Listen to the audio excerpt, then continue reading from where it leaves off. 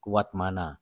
Jikalau fosil galikelornya kurang berkualitas, otomatis energinya juga kurang kuat, sehingga kurang mampu atau tidak mampu, yaitu bentuknya bagaimana. Di sini ada 3 bentuk, teman-teman.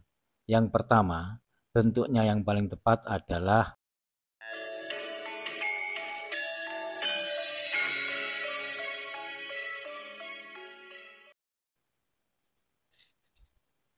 Assalamualaikum warahmatullahi wabarakatuh. Di kesempatan kali ini saya kembali mengulas tentang fosil galikelor. Setelah beberapa hari saya membuat video di alam terbuka. Kali ini saya kembali mengulas tentang fosil galikelor yang mana sering saya ulas di video-video saya sebelumnya. Ya, langsung saja sesuai dengan judul, yaitu tentang fosil galikelor yang dipakai untuk ageman atau jimat dalam bahasa umumnya, bahasa ngetrennya yang sejak zaman dahulu sampai sekarang sering kita dengar, yaitu dengan bahasa atau kalimat yang sering-sering diucapkan jimat. Nah, ada juga yang menyebutkan atau yang mengatakan ageman. Terserah apapun penyebutannya, apapun penamaannya, intinya sama. Ini tidak menyangkut tentang fosil galikelor saja kalau untuk mengenai bentuk yang paling pas, yang paling cocok dipakai untuk ageman, jimat atau pegangan atau sejenisnya, termasuk dari fosil-fosil kayu lainnya juga. Meskipun selama ini yang sering kita jumpai, yang sering kita lihat, yang sering kita temui dalam bentuk liontin atau mata cincin, itu juga cocok, itu juga baik.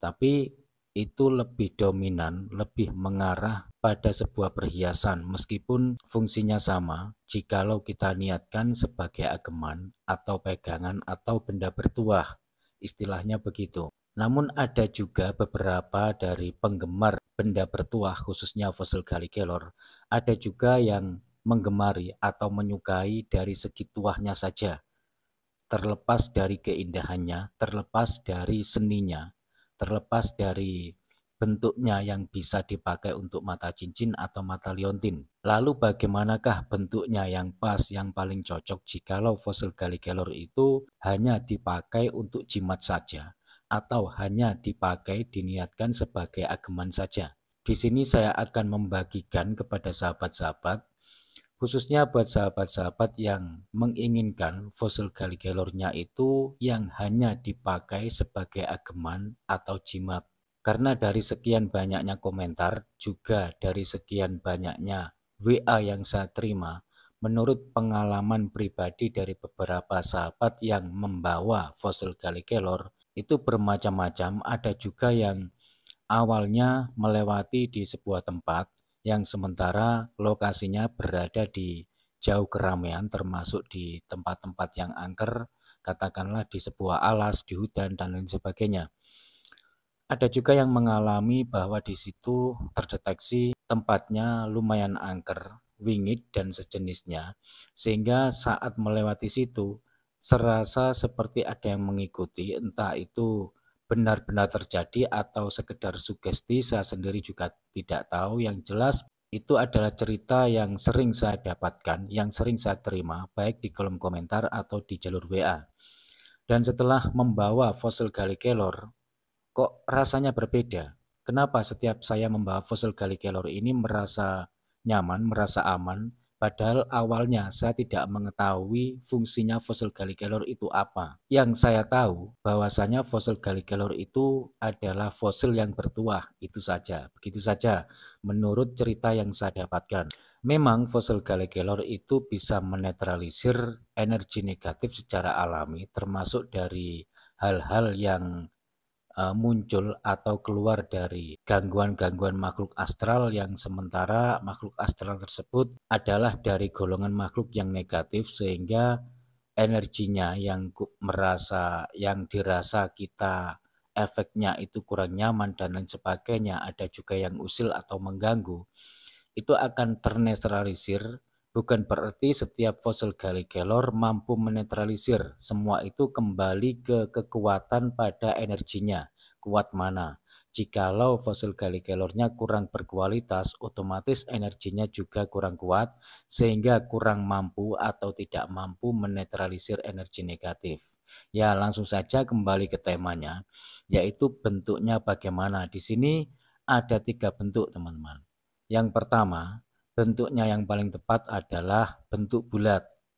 Terus yang kedua, bentuk yang paling tepat jikalau hanya untuk jimat atau ageman saja yang dimasukkan ke dalam kantong atau saku, berbentuk segi empat atau segi panjang, segi empat panjang begitu. Bukan segi empat biasa yang agak panjang. Jadi segi panjang lah, segi empat panjang. Terus yang ketiga berbentuk bulat telur. Nah, ketiga bentuk ini sangat pas sekali, sangat cocok sekali jikalau hanya niatnya dipakai sebagai ageman saja.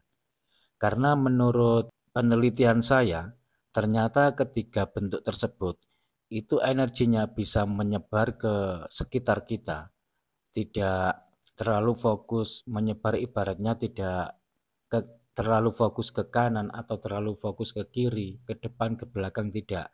Itu energinya secara alami itu mengitari kita, jadi energinya itu rata, merata, begitu.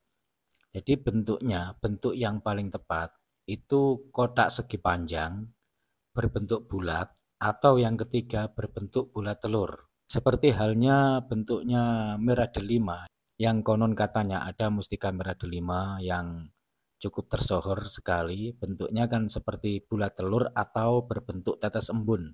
Gitu, itu yang lebih tepat.